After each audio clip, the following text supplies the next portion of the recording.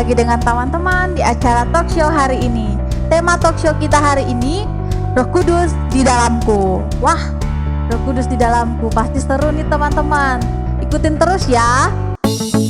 Guys, karena Kak Gina udah ada di sini, kita akan mulai pertanyaan yang pertama.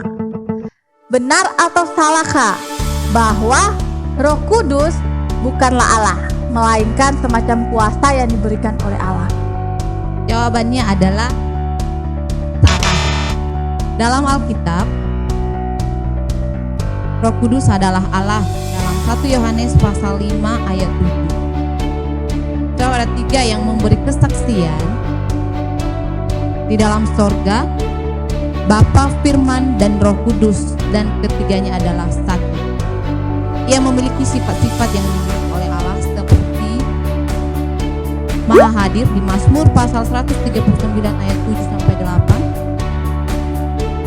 Maha tahu dalam 1 Korintus pasal 2 ayat 10. Wah, luar biasa ya Kak.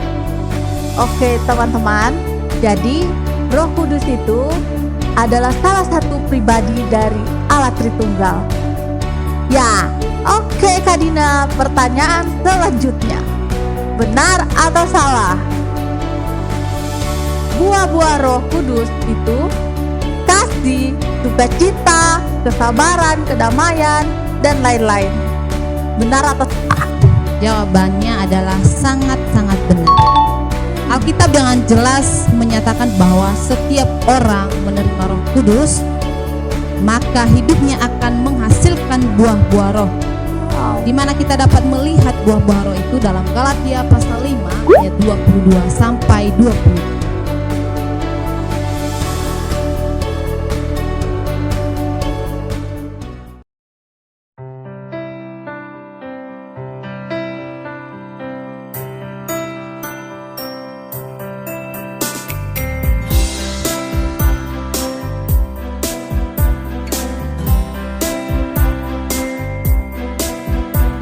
Kasih, sukacita, damai sejahtera, kesabaran, kemurahan, kebaikan, kesetiaan, kelemah lembutan, penguasaan diri. Inilah buah Roh Kudus mengalir dalam hidupku. Ku mau hidup dipimpin Roh Kudus setiap hari.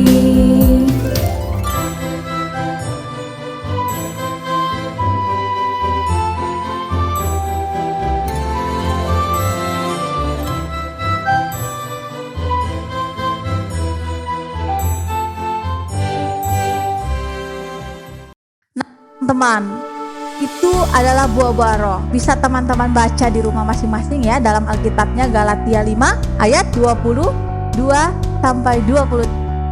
Wah, terima kasih Kak Dina. Nah teman-teman, sekarang kita lanjut lagi ya, pertanyaan yang berikutnya. Kak Dina siap nggak? Masih sanggup nggak? Sanggup dong. Sanggup guys, kita tanya terus ya. Oke, benar atau salah bahwa semua orang memiliki Roh Kudus? Jawabannya adalah salah. Orang yang memiliki Roh Kudus adalah orang yang mau bertobat, mengakui dosanya, dan menerima Tuhan Yesus dalam hidupnya sebagai Tuhan dan Juru Selamat pribadi. Dan mereka adalah orang yang telah menerima keselamatan yang diberikan oleh Allah. Gitu ya Kak, berarti kita menerima Roh Kudus itu. Orang yang menerima Roh Kudus adalah orang yang percaya kepada Tuhan Yesus. Teman-teman yang di rumah paham gak? Nah kalau gak paham nanti telepon aja kakak-kakaknya, atau bisa nanti minta nomor Kak Dina ya. Oke guys, kakak yakin pasti semua paham. Ya sekarang kita mau membacakan pertanyaan. Ini ada pertanyaan yang kirim lewat chat. Nah, ini ada 2 orang yang beruntung ya teman-teman yang akan pertanyaannya. Pertanyaan yang pertama, Ini dari Sila di Jogja. Pertanyaannya adalah, Kak, apa sih peran Roh Kudus dalam kehidupan orang percaya? Nah, oke Kak, bisa jawab Sekarang. tahun depan aja Kak. Gimana guys, sekarang atau tahun depan? Oke, pertanyaan Silas bagus sekali. Kakak akan menjelaskan bagi kita semua. Peranan Roh Kudus adalah satu, sebagai penolong. Roh Kudus menolong kita dalam segala kelemahan kita, sehingga dalam kelemahan kita pun kalau ada kekurangan kita dalam melakukan sesuatu, maka Roh Kudus yang menolong dan memampukan kita untuk mengerjakannya. Yang kedua, sebagai penghibur. Dikala kita dalam kesusahan, pergumulan, kesedihan, kita tidak merasa sendiri karena ada Roh Kudus yang menghibur kita. Yang ketiga, sebagai penuntun. Kita melihat ketika kita melakukan kesalahan, melakukan dosa, maka Roh Kudus mengingatkan kita, kamu salah loh. Jadi Roh Kudus itu menuntun kita untuk melakukan apa yang Tuhan mau. Gitu Kak. Wih, mantap. Luar biasa orang yang memiliki Roh Kudus dalam dirinya. Karena Roh Kudus dapat menghibur, dapat menolong kita, menuntun kita ya Kak. Kalau kita Betul sudah sekali, berbuat Kak. dosa, Roh Kudus mengingatkan kita. Senang banget ya Kak bisa memiliki Roh Kudus. Oke, baiklah teman-teman. Ini pertanyaan yang kedua, orang yang beruntung. Dari Tio di Balikpapan. Jauh ya Kak? Iya, jauh nih. Chatnya ini dari Tio. Tio, Kak, apakah Roh Kudus dapat meninggalkan kita?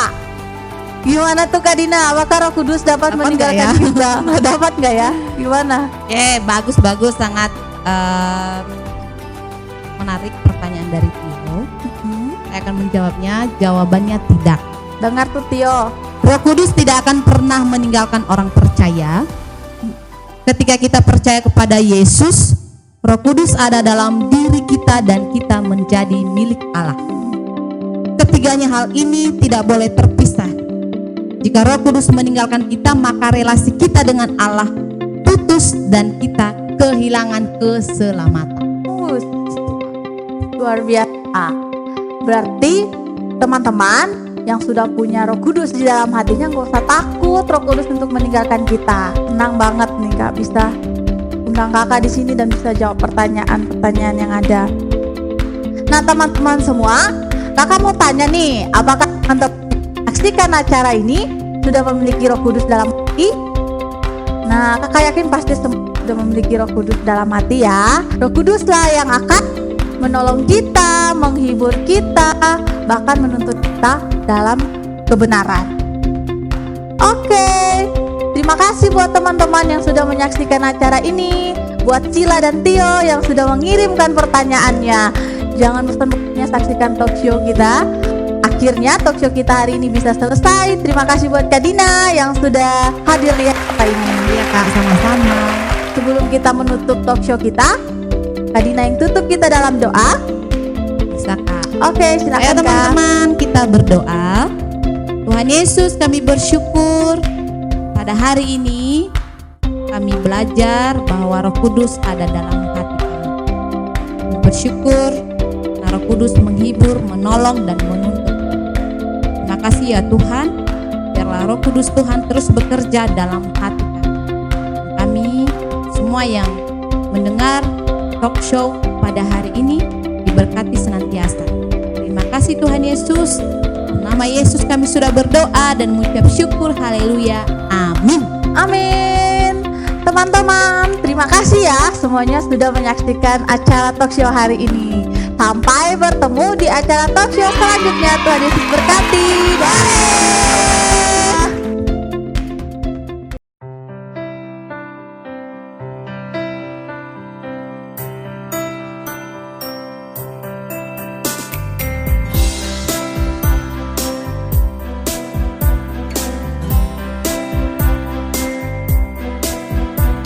Kasih sukacita, damai sejahtera, kesabaran, kemurahan, kebaikan, kesetiaan, kelemah lembutan,